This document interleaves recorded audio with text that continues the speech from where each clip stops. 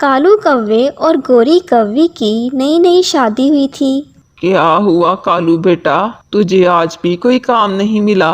नहीं माँ, जब से इस गोरी कलमुही से मेरी शादी हुई है मुझे काम मिलना बंद हो गया है।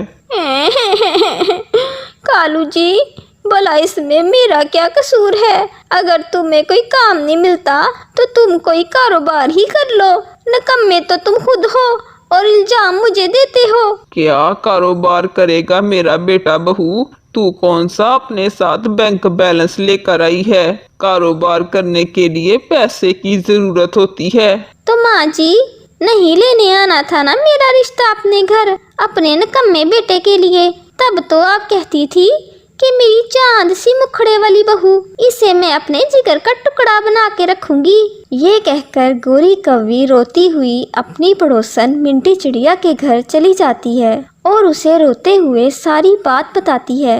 अरे, ये तो कालू भैया और माँ जी ने तुम्हारे साथ बहुत गलत किया। अगर कालू भैया को कोई काम नहीं मिलता तो इसमें तुम्हारा क्या कसूर है? गोरी बहन, तुम चिंता मत करो, मेरे पास तुम्हारे लिए एक उपाय है।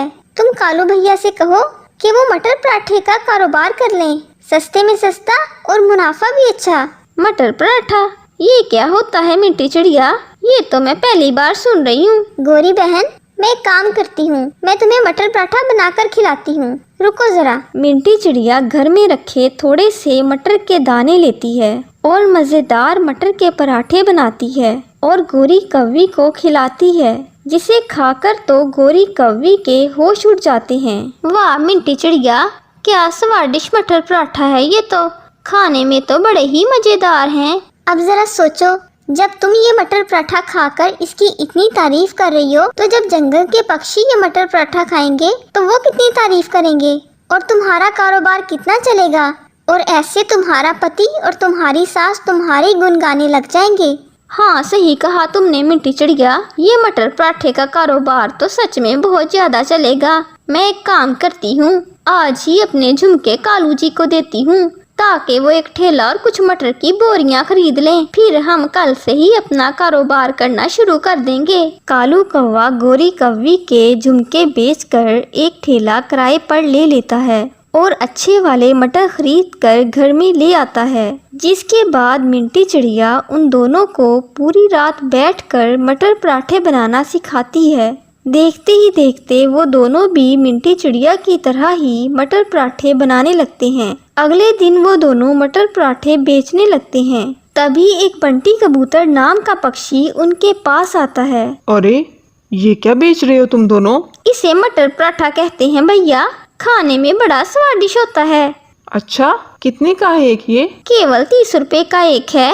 अच्छा, ये ले 30 रुपए और एक मटर पराठा दे दो मुझे। फिर वो उस पक्षी को गर्मा गर्म मटर पराठा देते हैं। बंटी कबूतर मजे से वो मटर पराठा खाता है।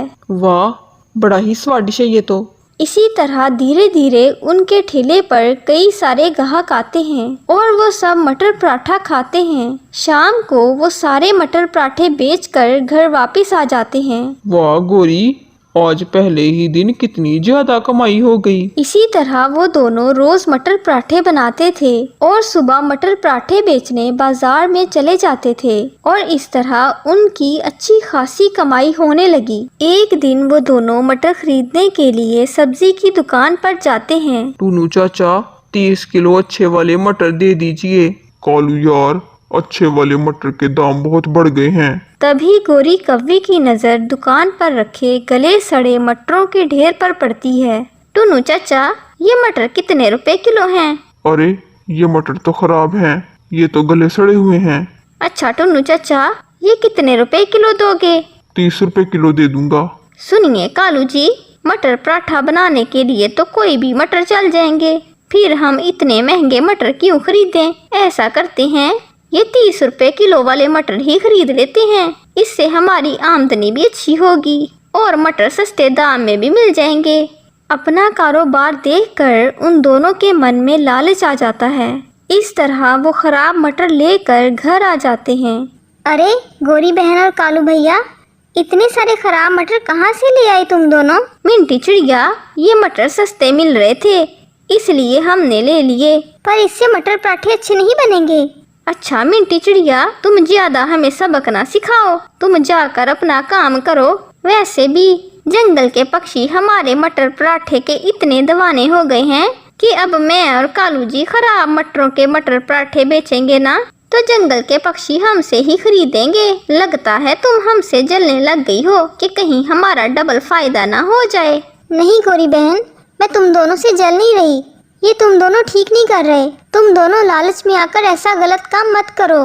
तुम दोनों जंगल के पक्षियों को खाने की चीज बेच रहे हो। अगर खराब मटर पराठे खाने से पक्षी बीमार हो गए तो उसकी चिंता हम क्यों करें मिंटी चिड़िया, हमें तो बस ज्यादा पैसा कमाने से मतलब है। अच्छा अब तुम अपने घर जाओ, हमने अपना काम करना है। इस तरह वो दोनों मिंटी चिड़िया की बात नहीं सुनते और मटर पराठे बनाने लगते हैं। अगले दिन भी उनके ठेले पर पक्षियों की भीड़ लगी हुई थी। सब पक्षी मटर पराठे बहुत शौक से खा रहे थे। शाम के समय, वाह कालू जी, आज तो खराब मटरों के पराठे भी बिक गए। आज तो कम पैसों में बड़ी अच्छी कमाई हो गई हमारी।